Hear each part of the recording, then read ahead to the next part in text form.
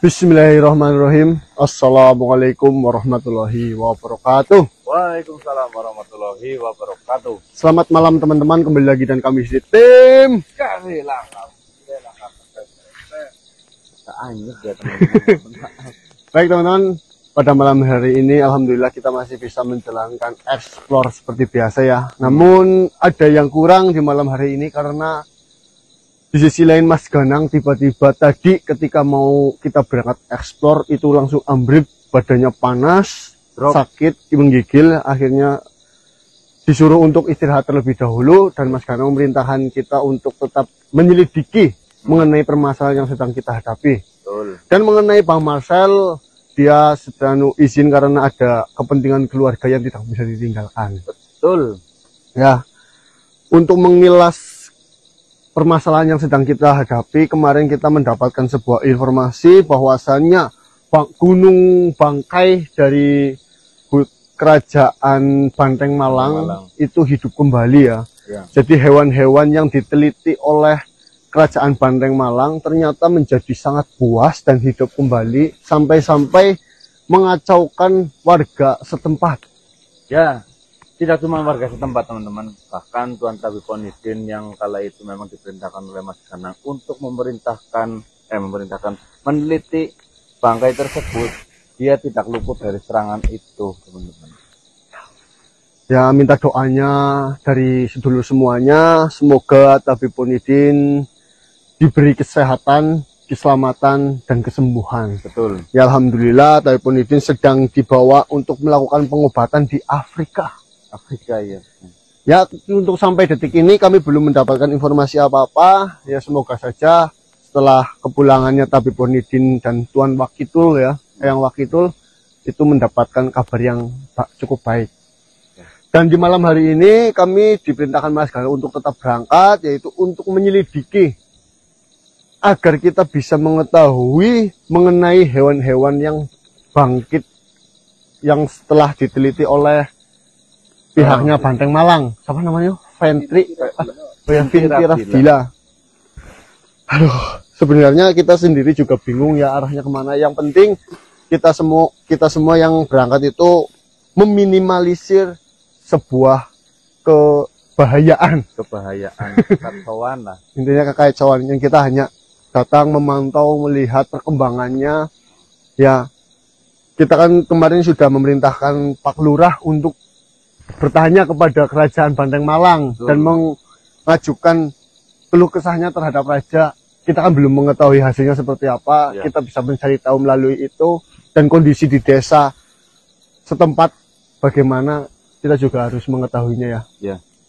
Dan mungkin cukup itu saja yang dapat kami sampaikan. Kita akan lanjut menyelidikinya. Ya. Bismillahirrahmanirrahim. Tim kasih langkah mundur langkah. Oh ya, jangan lupa buat sedulur semuanya, jam 18.20 tim Gase selalu upload.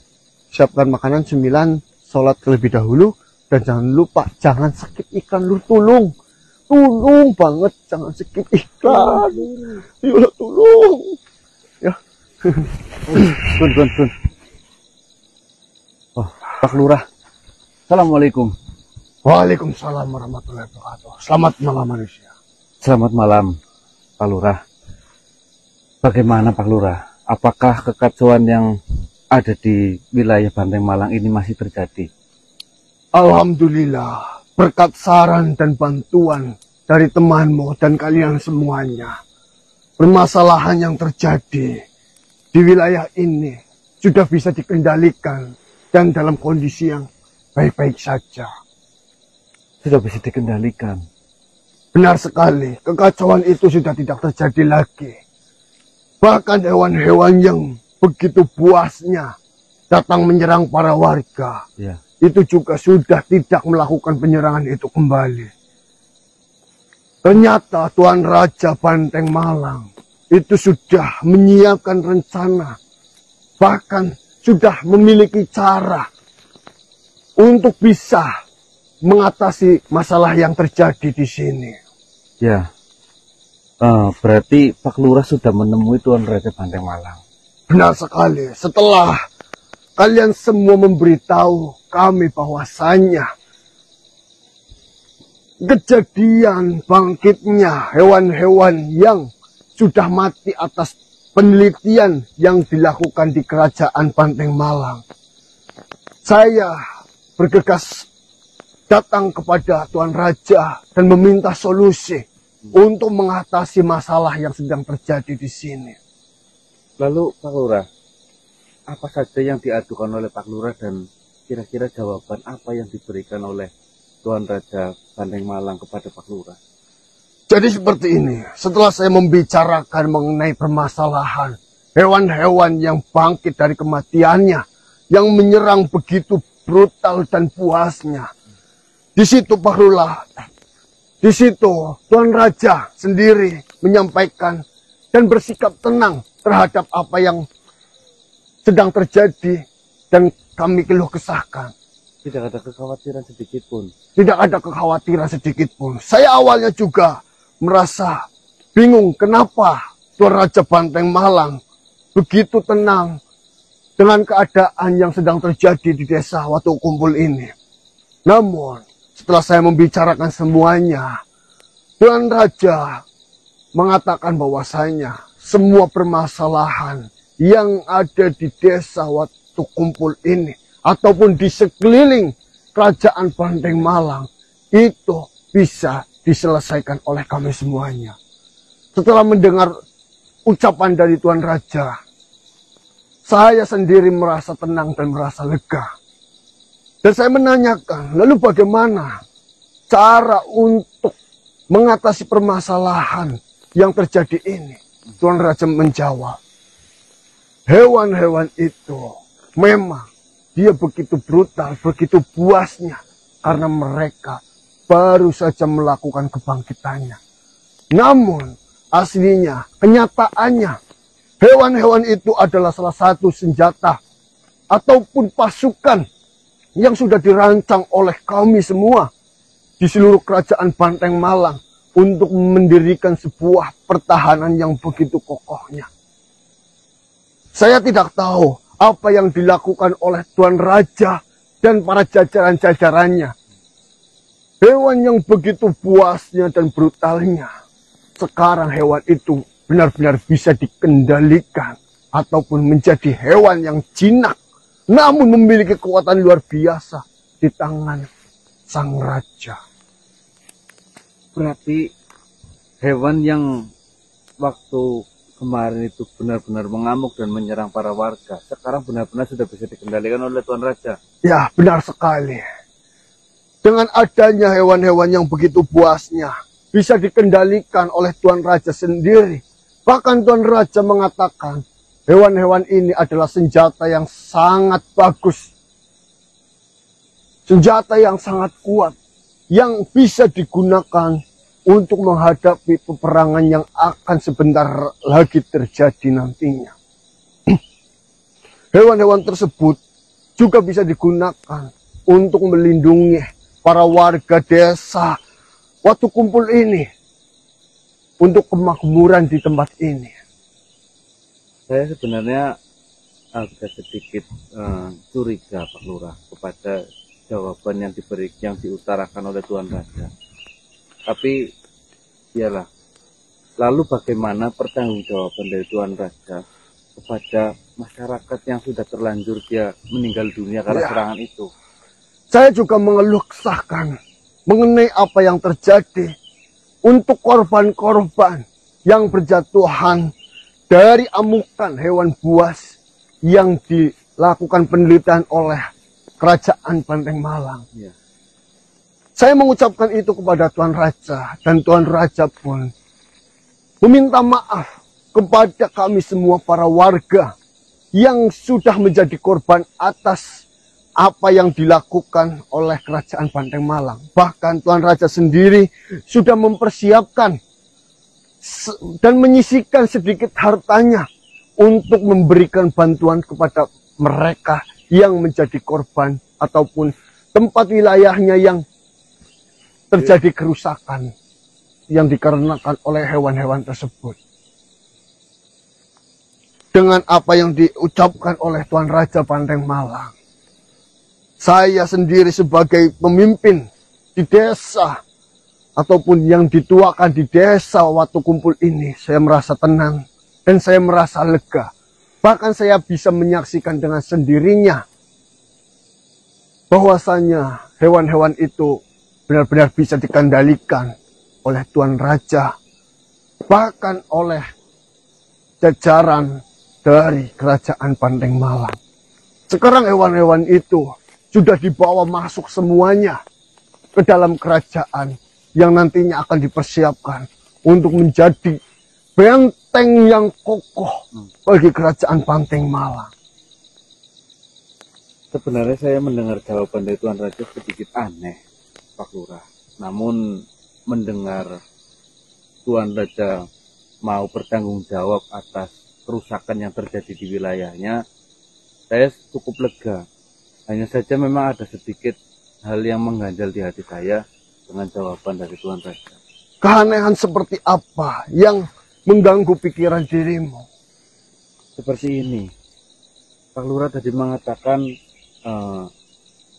bahwasanya bangkai-bangkai itu memang sudah direncanakan oleh Tuan Raja. Ketika penelitian yang dilakukan Bintirabila di Banteng Malang itu dilakukan dan itu gagal, semisalnya itu memang benar-benar direncanakan, harusnya bangkai-bangkai itu tidak dibuang di tempat yang jauh dari kerajaan, harusnya itu disimpan. Kalaulah itu memang untuk pertahanan. Tapi nyatanya ketika bangkai-bangkai itu hidup dan membuat kekacauan, Tuan Raja baru mengatakan bahwasanya itu adalah bagian rencana. Harusnya Tuan Raja itu sudah mengantisipasi bahwasanya kalau semisalnya bangkai-bangkai itu hidup, itu masih dalam lingkup kerajaan dan dalam perkurungan. Ya, mungkin saja apa yang kau pikirkan dan apa yang kau katakan itu ada benarnya. Namun di sini saya sendiri sebagai kepala desa, saya tidak tahu rencana apa yang disiapkan oleh Kerajaan Banteng Malang sehingga melakukan sebuah penelitian yang menyebabkan kerusakan seperti ini.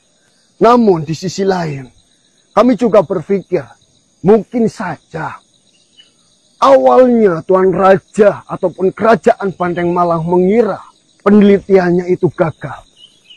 Sehingga bangkai-bangkai ataupun hewan-hewan yang gagal di dalam penelitian itu, yang sampai sudah mati, itu sengaja tetap dibuang.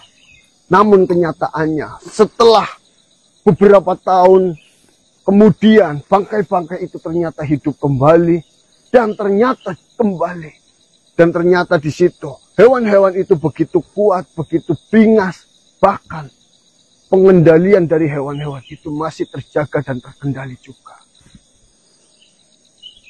Mungkin awalnya sebuah kegagalan yang terjadi di dalam penelitian, namun siapa sangka, siapa duga kegagalan itu menjadi sebuah kenyataan dan keberhasilan yang tanpa diduga oleh pihak Kerajaan Banteng Malang. Ya. Saya ikut senang dengan jawaban dan kepuasan hati dari Pak Lurah.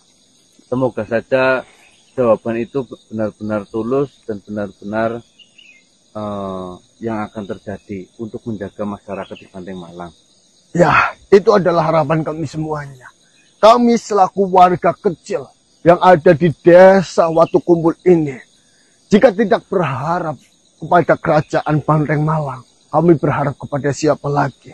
Mereka yang memiliki kekuasaan tinggi, mereka yang mampu menghadapi sebuah peperangan besar, mereka yang mampu melakukan perlindungan dan memberi rasa kenyamanan bagi para warganya. Kami hanya bisa mengabdi, membantu sebisa kami apa yang bisa kami lakukan kepada Kerajaan Banteng Malang. Dan jika Kerajaan Banteng Malang sudah salah untuk memberi kemakmuran kepada desa Watu Kumpul ini, maka kami semua para warga juga berhak untuk mengutarakan keluh kesah kami. Dan mereka selama ini, sampai detik ini, mau melakukan hal itu. Ya, pesan saya cuma satu, Pak Lurah. Walaupun itu memang sudah dipastikan Tuan Raja bahwasanya itu akan aman ke depannya, saya harap Pak Lurah dan para warga di wilayah Banteng Malang tetap berhati-hati. Baiklah. Bagaimanapun juga hewan-hewan yang digunakan oleh Sintirajila untuk penelitian adalah hewan-hewan liar. Tabiatnya adalah hewan liar. Pasti masih ada sifat liar yang terkandung di dalam hewan-hewan tersebut. Baiklah, terima kasih atas saran yang sudah kau berikan. Dan saya juga berterima kasih berkat kalian semuanya. Saya bisa bertemu secara langsung dengan Tuan Raja dan menyampaikan pendapat saya mengenai apa yang sedang terjadi, dan Tuan Raja berhasil menyelesaikan permasalahan. Ya. Terima kasih banyak. Terima kasih Pak Lurah. Assalamualaikum warahmatullahi wabarakatuh. Waalaikumsalam. Perasaan apa ya?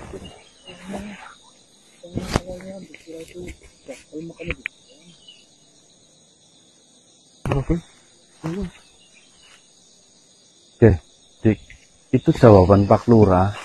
Pak Lurah kan sudah mengadu ke Tuan Raja yang ada di Banteng Malang. Tuan Raja memastikan bahwasanya hewan-hewan itu benar-benar bisa dikendalikan sekarang. Hah? Berarti hewan-hewan itu sudah bisa dikendalikan? Iya. Ya pantas saja kita mencarinya tidak menemukan hewan-hewan. Tapi ada keanehan, Dik. Tuan Raja itu mengatakan bahwasanya hewan-hewan itu memang sudah direncanakan untuk menjaga dan memperkuat benteng dari pertahanan Banteng Malang. Tapi kenapa dari 10 tahun yang lalu penelitian itu ketika hewan-hewan itu gagal dan tidak bisa bertahan hidup, mereka buang, tidak mereka simpan. Ini kan seolah-olah hanya untuk meredakan emosi warga ataupun meredakan ketakutan warga, hanya itu saja. Ya mungkin saja dari Tuan Raja sendiri tidak menduga bahwasanya penelitiannya itu berhasil, Mas. Iya Pak yo. Apa itu hanya bisa saja gitu loh. Ya mungkin pikiran saya yang itu ya. Ya, maksudnya cara mengendalikan hewan-hewan itu gimana? Hewan-hewan yang mati sudah berhasil dikendalikan oleh Kerajaan Banteng Malang. Kerajaan Banteng Malang. Dan para warga yang mungkin jadi korban, keluarga-keluarganya itu diberi kompensasi kayak jasa raharja lah ya, itu. Paham. Cuma yang menjadi pertanyaan, ya, bagaimana cara mengendalikan hewan itu? Pak Lurah tadi nggak bilang, Hah? Pak Lurah tadi nggak bilang, cara mengendalikannya gimana? Dia nggak bilang, dan saya juga nggak tanya. Nah, itu yang menjadi pertanyaan dan menjadi masalah besarnya. Ya mungkin saja kita bisa katakan awalnya mungkin memang gagal penelitian itu sehingga melakukan pembuangan. Namun kenapa Tuan Raja masih bisa mengendalikan hewan-hewan itu? Apakah di dalam penelitian itu sudah ditanamkan sesuatu yang bisa dikendalikan oleh pihak mereka? Di luar dari darah Supanting. Di luar dari darah Supanting. Ya, rencana apa sih Tuan Raja? Aku tak bingung. Kita sudah mendapatkan informasi ini. Nanti kita bicarakan kita dulu ya. Iya. Jangan kameran Gus. Assalamualaikum. Waalaikumsalam warahmatullahi wabarakatuh. Tuan Wakil.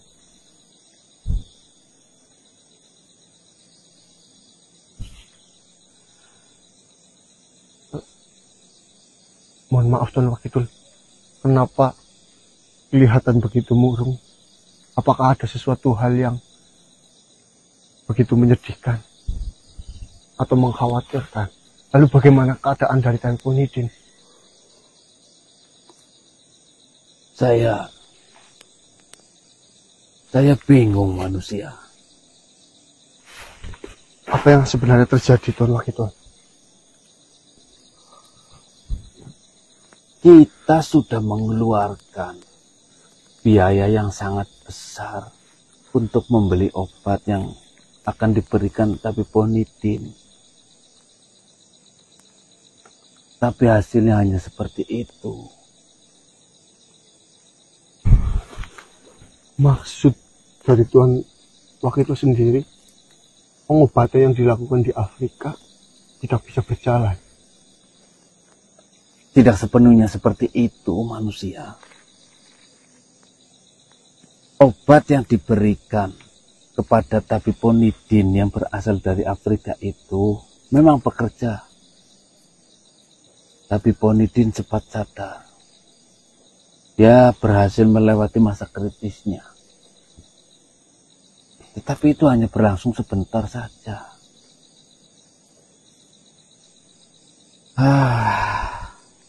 Kalau sudah seperti ini, seolah-olah kita sudah menyeberangi lautan untuk ke pulau seberang, ternyata di pulau seberang tidak ada apa-apa. Ya, sebenarnya sih tidak ada sebuah usaha yang tidak mendapatkan sebuah hasil. Namun dalam kondisi Tabib Onidin sekarang, mungkin saja yang terjadi di sana memang belum jodohnya. Lalu sebenarnya apa yang terjadi terhadap Tuan Tabib Onidin sendiri sampai-sampai Tuan Wakitul mengatakan tidak ada hasilnya? Seperti ini, ketika saya membeli obat yang berasal dari Afrika itu, obat itu tidak serta-merta hanya dikirimkan ke saya dan diberikan ke saya. Itu tidak. Ada pendampingan dari tabib yang berasal dari Afrika, yang memang sudah pengalaman mengobati makhluk-makhluk yang terkena serangan hewan-hewan buas. Obat itu disuntikan ataupun dimasukkan ke dalam tubuh Onidin. Selang beberapa jam, Onidin benar-benar sadar. Dia mampu membuka mata bahkan setelah beberapa 1 ataupun 2 jam. Tapi Onidin bisa berbicara. Namun, dia tertidur lagi.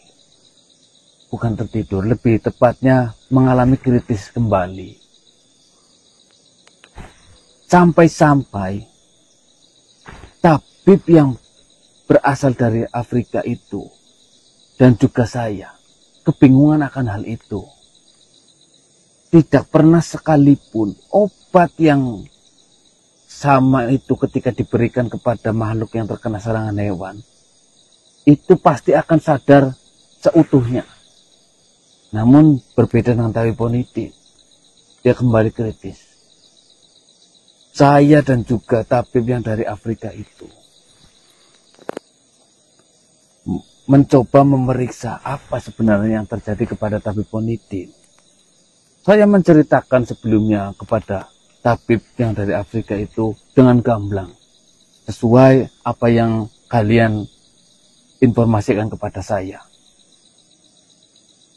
Sesudah saya bercerita semuanya, Onidin kembali diperiksa.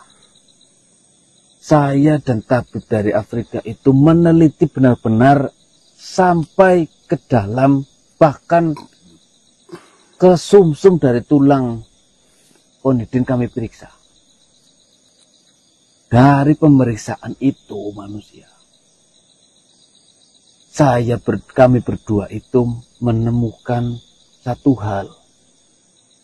Ternyata virus yang masuk ke dalam tubuh Onidin itu tidak merusak organ lainnya yang ada di dalam tubuh Onidin. Virus yang ada di dalam tubuh Tabib Onidin tidak merusaknya. Tapi kenapa Tabib Onidin bisa sampai, bisa dikatakan kritis kembali? Seperti ini, saya jelaskan kembali. Kita sama-sama tahu makhluk hidup itu memiliki syaraf ribuan. Ya. Memiliki tempatnya masing-masing. Kita tahu di mana letak paru-paru. Kita tahu aliran darah itu memiliki jalurnya masing-masing. Tetapi adanya virus yang ada di dalam tubuh Onidin itu seolah-olah memiliki jalan tersendiri. Tidak mengganggu satupun. Bahkan satu helai saraf yang ada di dalam tubuh Onidin itu tidak terganggu oleh itu. Kecuali yang terluka mungkin ya. Kecuali yang terluka ya, karena itu sudah ada kerusakan di bagian luar sampai termasuk dalam. Namun yang mengejutkannya manusia, virus itu seolah-olah berkembang biak dengan cepat. Jadi walaupun hanya 1 mili yang masuk ke dalam tubuh Ponidin, lama-kelamaan, hanya beberapa waktu saja Ponidin sekarat, itu virus itu berkembang biak dengan cepat.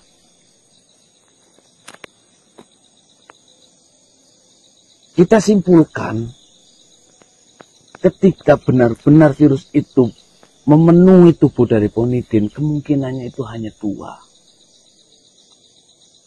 Kemungkinan terbaiknya adalah Ponidin seolah-olah hidup, namun seperti orang mati.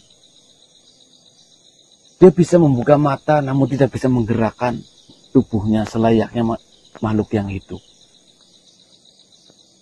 Dia mungkin masih bisa berpikir, namun sama sekali tidak bisa menggerakkan apapun yang menjadi anggota tubuhnya. Karena saking banyaknya virus yang berkembang biak di dalam. Iya. Seolah-olah seperti peribahasa, mati segan, hidup pun tak mau. Karena kita mau. Iya, itu maksud saya. Kemungkinan terburuknya, Ponidin tidak akan bisa bertahan hidup ketika semuanya menguasai. Sesuai yang kau ceritakan kepada saya, ketika tubuh dari makhluk terkena dari virus itu dan tidak bisa beradaptasi, kemungkinan paling buruknya adalah tubuh itu akan mati.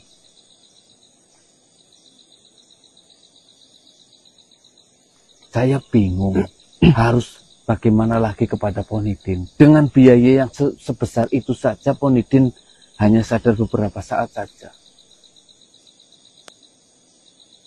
Kondisi tapi Ponidin sekarang sudah tidak sadar kembali, apa masih sadar?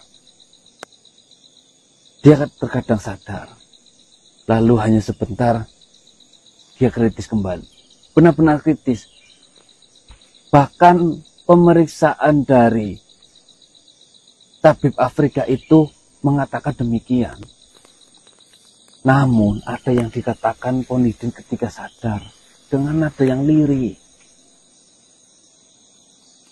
Ponidin mengatakan dengan sangat pelan, saya pun harus menempelkan kuping saya kepada mulut Ponidin. Dia mengatakan, penelitian itu benar-benar berbahaya. Dan dia juga meminta maaf. Dia mengatakan, saya meminta maaf. Hanya ini yang bisa saya lakukan. Hanya sejauh ini yang hanya bisa saya lakukan. Sudah itu, dia kembali kritis. Saya belum membicarakan ini kepada yang lain. Termasuk dari Martaji, yang mana dia menggelontorkan banyak uang untuk membeli obat itu. Astagfirullah. Menurutmu bagaimana? Dengan adanya virus yang di dalam tubuh tidak merusak organ sedikit pun yang ada di dalam, Tidak menggores sedikit pun saraf, walaupun itu 1 lembar saraf yang ada di tubuh Ponidin. tapi membuat tabib Ponidin kritis. Iya, itu yang masih belum kita temukan. Apakah kritisnya Ponidin hanya karena dia terbuang darah terlalu banyak? Tetapi jumlah darah yang ada di dalam tubuhnya masih terbilang aman.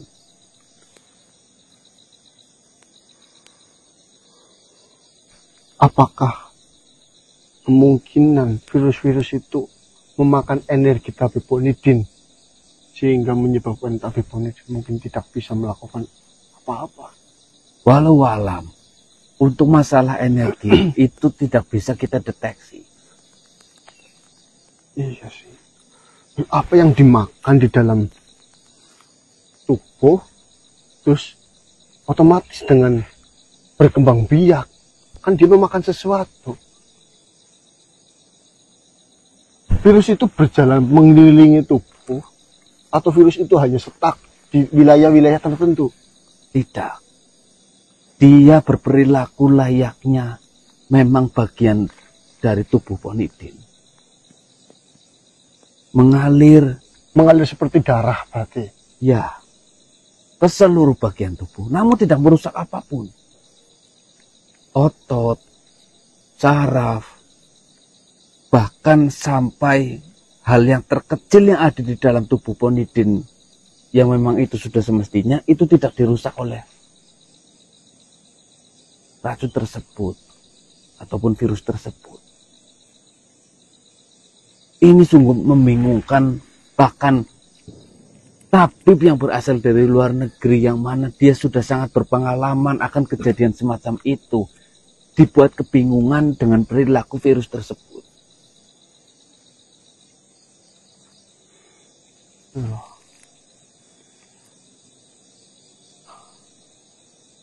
Berarti kemungkinan terbaiknya jika memang itu terjadi, virus itu akan memenuhi seluruh tubuh dari Ponidin dan membuat Ponidin hidup segan, mati pun tak mau.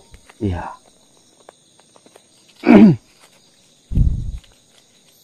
Dan kemungkinan terburuknya sudah mati setelah virus itu penuh di seluruh tubuh itu. Hanya dua kemungkinan itu. Perkembangannya cepat. Seperti ini. Dari 10 mili virus tersebut selama 1 hari itu berkembang. Memang tidak terlalu cepat. Itu bertambah menjadi 12 mili setiap 10 milinya. Yang saya periksa dari tubuh Ponidin itu sudah ada sekitar 30 mili yang ada di dalam tubuh Ponidin. Dan di pagi hari ini kemungkinan besar virus itu sudah beranak pinak di dalam tubuh Ponidin. Misalnya 30 mili berkali lipat dari berapa? Nanti kita harus memikirkan ini dengan cepat. Memang pikiran yang penuh dengan tekanan sulit untuk menghasilkan pikiran yang jernih. Namun ini benar-benar harus dilakukan. Kalau kita mau menyelamatkan nyawa dari Ponidin. Ya kita sama-sama sepakat manusia.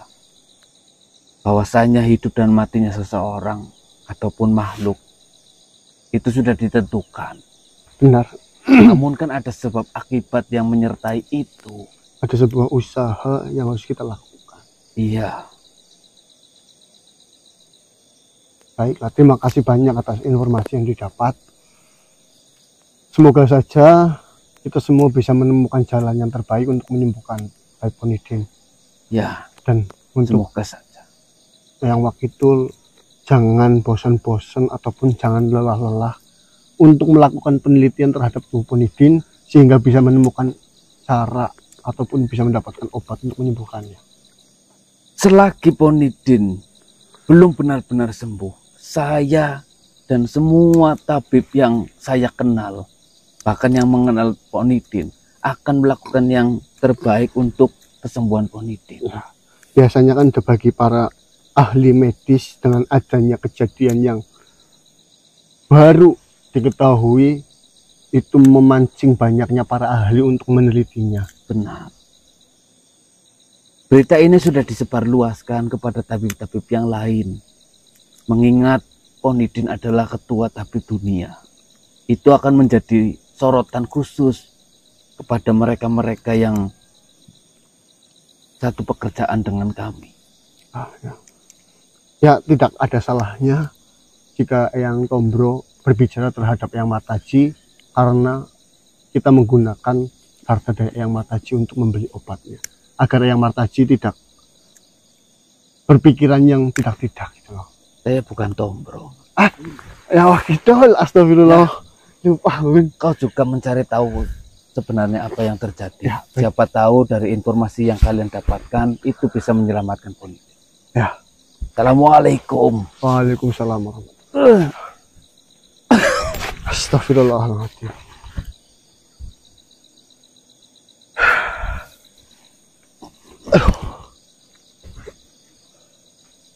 Ngantuk? Pusing, Dos. Minum obat. pengobatan tabiponidin tidak berjalan seperti apa yang kita inginkan. Gagal.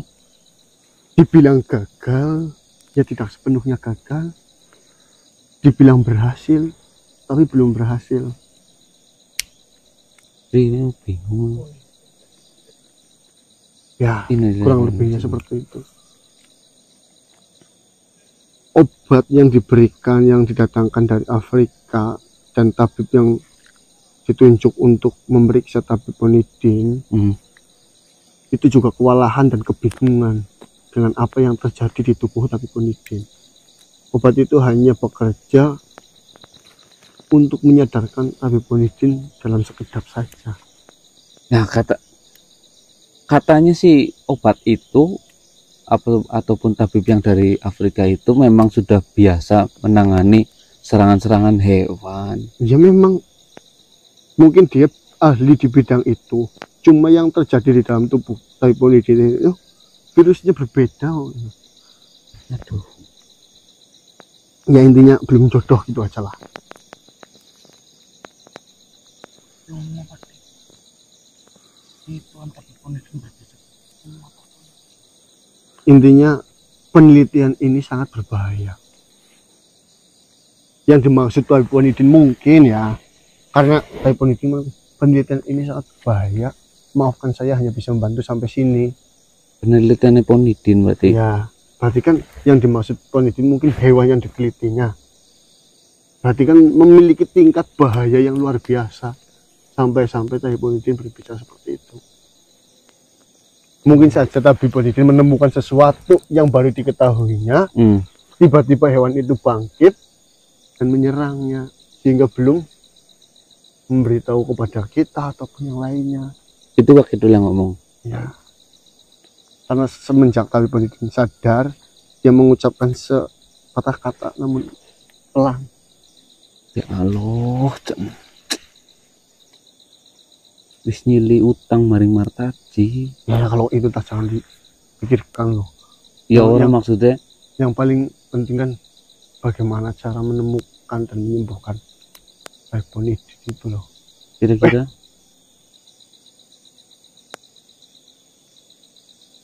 apa obat larang be ora manjur ke dening Dia Supanti. Karena Darah Supanti. menyembuhkan segala penyakit, kanker stadium akhir sembuh. Wong burak pamane ana yo. pemain Ana Mari bahkan di kerajaan Banteng Malak tangan buntung dari utuh maning. Apalagi lo bukan menggunakan penelitian darah Masuk panting. Supanting. Oh iya yo. Tangan terpotong kan, disambung jadi utuh maning. Iya iya. Awal mula asup panting diambil darahnya juga karena si pamane anak kan menciptakan obat. Oh iya yo. Siapa? Gak apa-apa sih. Ya, apa kita nunggu Mas Ganang sih? Kondisinya sudah sangat genting sekarang loh. Ya wis lah, misalnya genting Ya, kita coba berbicara dengan anak. Bagaimana pendapatnya anak? Siapa tahu ada solusi. Jika memang anak mau memberikan sedikit darah dari asupanting itu untuk obat tabiponidin, tidak ada salahnya kita mencoba. Misalkan kita mencoba mengambil darah tabiponidin nih, untuk dites identitas dan darah itu apa reaksinya. Oh kayak misalnya kayak bisa ular ditetesin ke darah yang di dalam tabung nanti menggumpal lagi reaksinya. Ya, reaksinya bagaimana? Jika memang reaksinya baik, kita teteskan tabiponidin atau disuntikan ke darahnya tabiponidin untuk menjala, untuk melawan virus-virus itu. Yuk, caksuan. Yuk pindah lah, yuk. Berarti ya. Bismillah. Ini apa ya, Dik? Ya, Mas. Ya, Mas.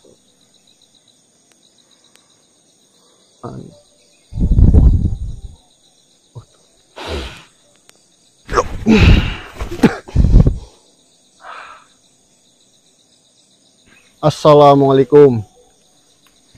Selamat pagi. Selamat pagi, Ana. Ada apa manusia? Mohon, Apakah ada perintah untuk saya dan semua asupanting? mohon maaf jika saya mengganggu waktu dari Mbak Ana sendiri. Ada sesuatu hal yang ingin saya bicarakan terhadap Ana mengenai permasalahan yang sedang terjadi. Ya, katakan saja. Mungkin saya bisa membantu, asalkan itu membuat Asupanti bisa mendapatkan darah yang selama ini mereka inginkan. Sebelumnya kami semua satu rombongan meminta maaf jika memang kami telah menuduh Ana yang melakukan penyerangan terhadap desa Watu Kumpul. Kami sudah mengetahui apa penyebab dari penyerangan yang terjadi di desa Watu Kumpul dan mengenai cakaran, gigitan hewan dan sejenisnya itu. Lalu, apakah di pagi hari ini kau akan menuduh kami kembali? Tentunya tidak. Intinya cerita seperti ini. Monggo silakan duduk agar kita bisa berbicara dengan santai.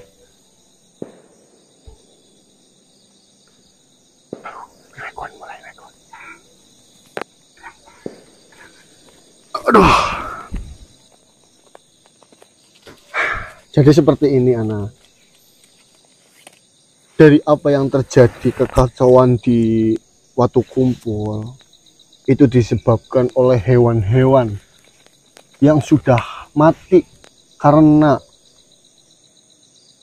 penelitian yang dilakukan oleh kerajaan Banteng Malang menggunakan darah Asupanti. Mungkin saja pihak dari Banteng Malang mengira hewan-hewan penelitian yang sudah mati itu adalah penelitian yang gagal.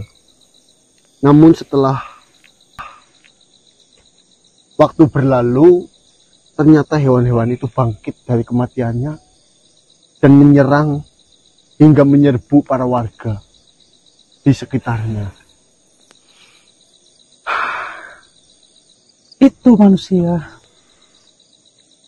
Itu yang ditakutkan oleh Asupanting dan saya.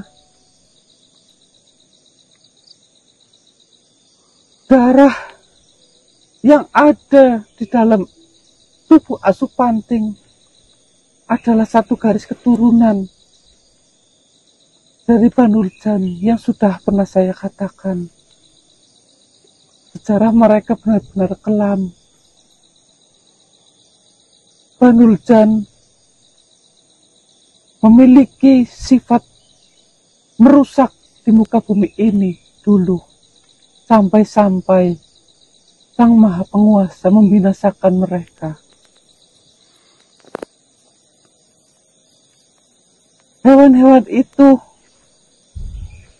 berperilaku menjadi sangat ganas. Kau bisa bayangkan manusia, apa yang akan terjadi ketika darah Asupanting diberikan kepada makhluk, apalagi manusia sepertimu yang memiliki pikiran, yang memiliki emosi, yang memiliki ego, digabungkan dengan kekuatan yang luar biasa dari keturunan Banuljan. Kau bisa bayangkan kerusakan macam apa yang akan terjadi di atas muka bumi ini. Ketika darah itu masuk dan diberikan kepada hewan saja, kerusakannya sudah sangat nyata, sudah sangat terasa. Itu yang memicu Asupanting bersikeras untuk mendapatkan darahnya kembali. Mereka semua takut sifat buruk dari para leluhurnya akan bangkit di tubuh makhluk hidup yang memiliki pikiran seperti manusia. Kau bisa bayangkan, Asupanting menginginkan darah itu semata-mata hanya untuk melindungi muka bumi ini. Tidak lebih manusia. Ya. Saya paham dengan apa yang diinginkan oleh Supanting itu sendiri. Namun sampai detik ini kami semua masih buntu, masih memikirkan cara bagaimana caranya agar kita bisa mendapatkan darah itu kembali.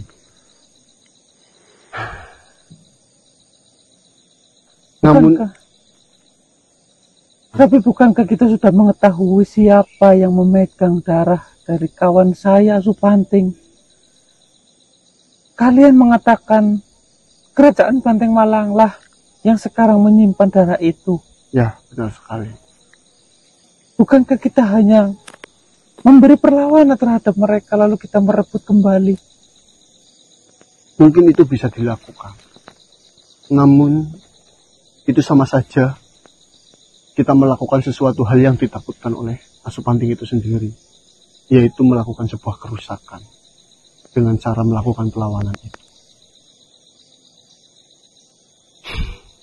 Mungkin perlakuan itu juga nantinya tidak akan bisa kita hindari, yaitu melakukan sebuah peperangan ataupun pertarungan. Tapi di sini pihak dari Banteng Malang sendiri yang sudah melakukan sebuah penelitian menggunakan darah Supanting, bahkan hewan-hewan yang mati sekarang hidup lagi dengan begitu memiliki kekuatan luar biasa. Sekarang juga sudah bisa dikendalikan oleh pihak mereka. Bisa saja kerajaan Banteng Malang itu menggunakan hewan-hewan untuk perlindungan kerajaannya dan menggunakan hewan-hewan itu sebagai senjata bagi mereka yang ingin merebut darahnya. Saya yakin kerajaan Banteng Malang sudah melakukan persiapan yang begitu banyaknya, sampai-sampai darah itu menjadi sebuah darah yang paling berharga untuk kerajaan Banteng Malang. Dan saya juga sudah mendengar kabar bahwasanya dua manusia yang dijadikan alat penelitian oleh pihak Banteng Malang, dua makhluk hidup, maksudnya bukan dua manusia, yang dijadikan bahan penelitian itu sudah berhasil. Mereka bisa mengendalikan dirinya, mereka bisa mengendalikan kekuatannya, dan mereka bisa mengontrol semua yang ada di dalam dirinya. Jika kita harus melawan mereka, tentunya kita juga harus memiliki cara dan rencana yang paling tepat untuk mengalahkan mereka. Jika dalam segi kekuatan saja, mungkin saja kita bisa kalah untuk saat ini. Kalaulah kekuatan yang dimiliki oleh makhluk yang berasal dari Banteng Malang sampai sedahsyat itu, saya benar-benar tidak menyangka. Bahkan Supanting sendiri yang dia memiliki jauh lebih banyak darah yang mereka gunakan, itu tidak seluar biasa itu manusia. Ya, kembali lagi seperti apa yang ditakutkan oleh Supanting. Apa yang terjadi jika darah itu dilakukan sebuah penelitian dan dimasukkan ke makhluk yang memiliki pemikiran. Mungkin saja Supanting tidak memiliki pemikiran yang jauh dari kedua makhluk itu. Supanting hanya tahu menyerang, mundur, melukai, dan lain sebagainya. Ya, pernyataanmu memang benar. Sejauh saya mengenal Supanting, hampir tidak ada pikiran yang ada di dalam kepalanya yang mereka tahu ketika apa yang mereka inginkan, bagaimanapun caranya untuk mendapatkan, mereka akan lakukan. Ditambah lagi, ini diteliti oleh seorang profesor yang tidak semerta-merta dia hanya menyatukan darah ataupun menyuntikkan darah ke makhluk lain, namun ditambahkan sebuah elemen-elemen lain yang bisa mereka gunakan untuk memperkuat dari darah itu. Berarti maksudmu bukan hanya darah Asupanting saja yang mereka masukkan, namun darah dari Asupanting sudah dicampurkan dengan bahan-bahan lain untuk memperkuat ataupun memperkaya kekuatan yang akan dihasilkan. Benar sekali. Itu akan lebih menakutkan dari apa yang difikirkan oleh Asupanting. Dari segi luka yang diberikan oleh hewan-hewan yang dilakukan penelitian di Banteng Malang saja, itu sudah sangat membahayakan. Jadi seperti ini, sahabat saya, sahabat kami semuanya adalah seorang tabib, seorang dokter, seorang peneliti juga. Dia diutus oleh kami untuk melakukan penelitian terhadap bangkai yang sudah dijadikan bahan untuk penelitian dari pihak Banteng Malang. Apakah benar-benar mengandung darah dari Asupanting ataupun tidak. Dan ternyata memang benar. Bangkai itu mengandung Asupanting dan bahan-bahan lainnya ya Gun ya. Iya. Lalu pada saat kebangkitan bangkai itu, hal yang tidak diinginkan terjadi. Binatang yang sedang diteliti tiba-tiba hidup kembali dan menyerang sahabat kami. sahabatmu yang tabib itu. Benar sekali. Dia terkena cakaran dan gigitan di bagian tubuhnya, sehingga mengalami sebuah luka yang begitu besar dan berbahaya. Yang menjadi herannya dan yang menjadi permasalahan bagi kami, dari luka yang diderita oleh tabib itu ataupun sahabat kami, itu sangat aneh. Aneh? Benar sekali. Apa yang menjadi keanehan?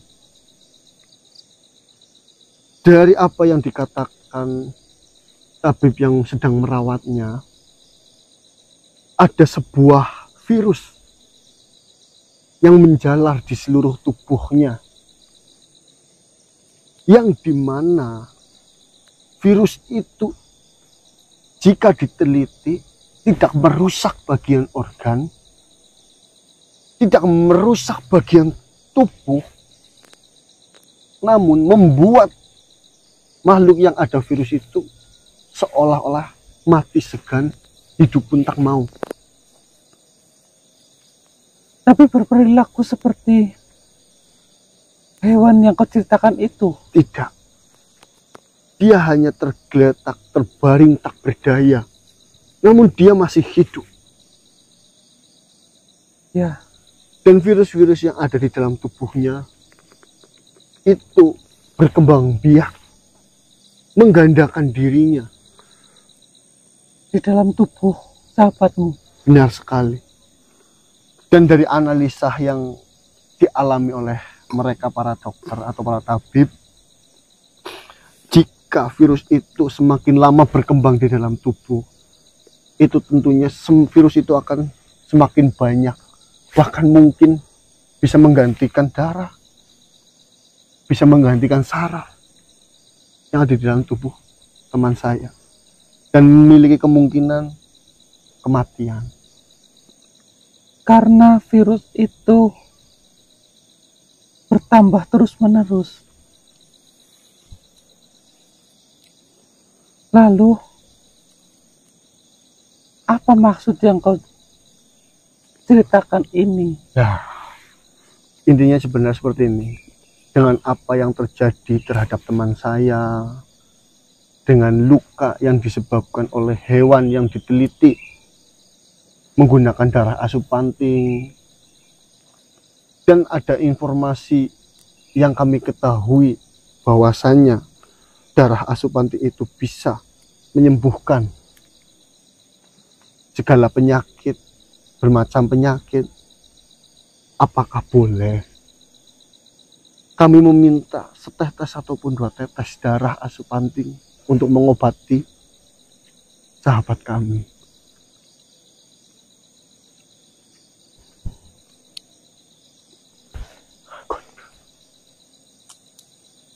Kalau kalian meminta walaupun itu 1 tetes darah dari asupanting,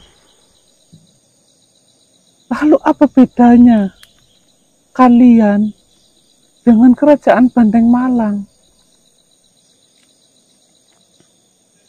Kekhawatiran yang ada pada asupanting itu, mereka khawatir bahwasanya darah yang diberikan kepada makhluk-makhluk itu ataupun darah yang berada di tangan makhluk-makhluk itu akan disalahgunakan. Apa bedanya kalian dengan mereka semua? Sedangkan kalian itu sedang memperjuangkan bersama saya dan bersama Asupanting untuk merebut darah itu. Semisalnya saya bisa merayu Asupanting untuk memberikan setetes darah, lalu darah itu kalian berikan kepada sahabat kalian yang sedang sekarat itu dan menyembuhkan. Namun apa jaminannya ketika sahabat kalian nantinya tidak akan berubah menjadi seperti hewan-hewan itu, bersifat merusak, beringas? Apalagi yang kau bicarakan itu adalah seorang tabib. Dia pasti memiliki pemikiran yang luas, memiliki pengalaman yang cukup luas, memiliki ego tersendiri. Apakah kau bisa menjamin bahwa saya sahabatmu ketika sembuh akan tidak berperilaku sama seperti hewan-hewan itu? Mohon maaf manusia.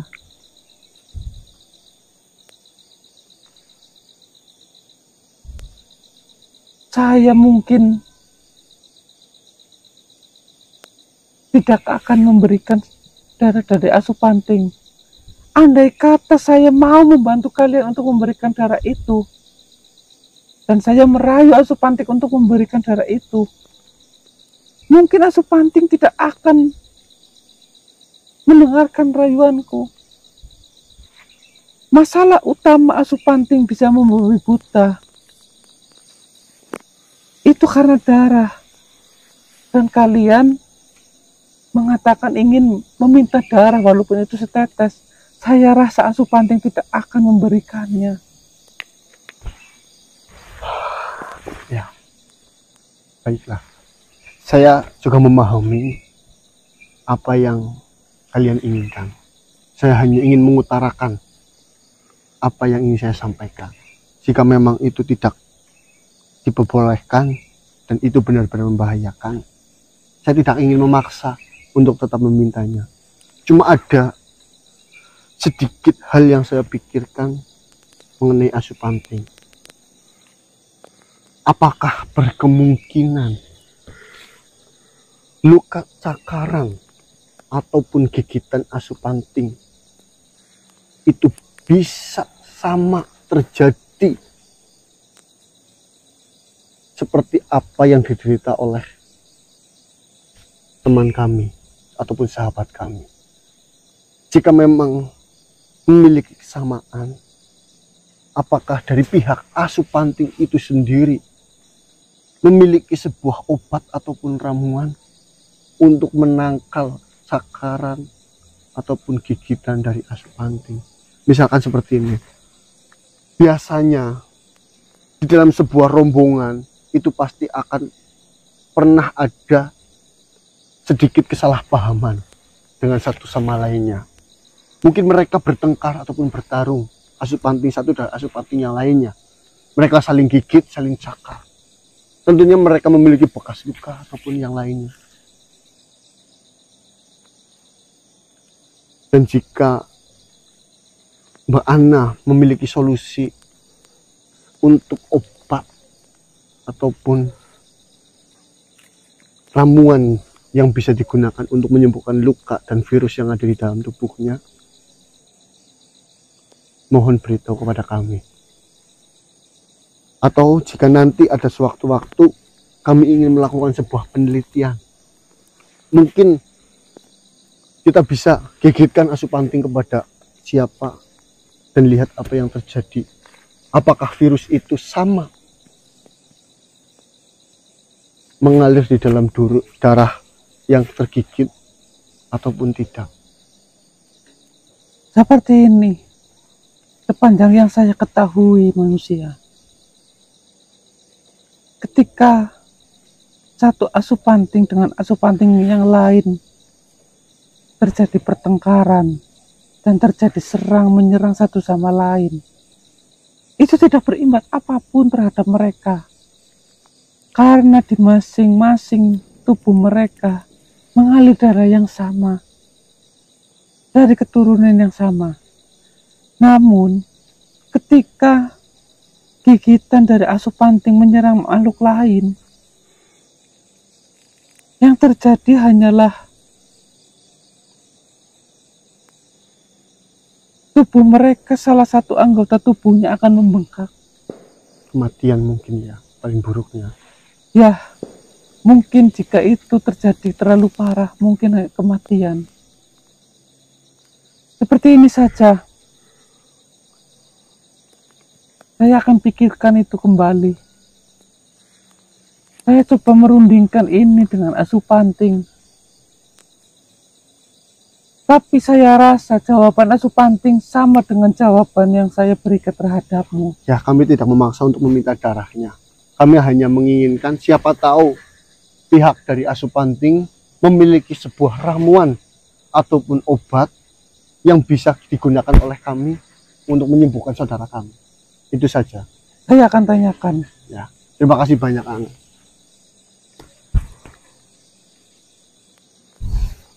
Selamat pagi. Selamat pagi. Assalamualaikum warahmatullahi wabarakatuh. Iya ya, Gun, ora kepikiran, Gun. Iki dia kok ada baik karo Banteng Malang lek njaluk getih, Gun. Pikiran apa? Astagfirullah. Gue jenengane pemikiran iki kudu jernih. Pemikiran apa? Ya kan, Dok. Pada banyak meminta darah ke anak. Berarti kita sama halnya dong, kita sama mereka. Tujuan anak meminta balik darah, malah kita meminta darah. Mereka itu si Banteng Malang. Iya. Si goblok temen yo. Itulah gunanya berpikir dengan jernih, Dos. Iya yo. Sedangkan masalah asupanting selama bertahun-tahun itu dikarenakan mencari darahnya untuk kembali. ini malah kita Kita meminta. terang-terangan meminta. Ya cuma ini, Dos, palingan tidak, siapa tahu setelah kita berdiskusi dengan pihak mereka, Ya. dan mereka juga memiliki obat untuk menyembuhkan asupanting ketika sakit ataupun apa, kita bisa manfaatkan karena gigitan yang diderita mengandung darah asupanting. Mungkin saja misalkan asupanting lagi sakit, diberi obat apa, disembuhkan kepada Typhonidin, itu mungkin bisa gitu loh. Oh iya. Ya kan gitu maksudnya loh. Ya, siapa tahu asupanting memiliki paracetamolnya sendiri. Ya maksudnya itu. Paracetamol. Kita laporkan hasil ekspor pada malam hari ini kepada Mas Kanang, dan nanti malam kita akan melakukan sesuatu hal yang lainnya. Ya, yo. Mungkin saya akhiri terlebih dahulu. Wabillahi taufiq wal hidayah. Wassalamualaikum warahmatullahi wabarakatuh. Salam sejahtera, salam Nusantara, dan salam Om Swastiastu.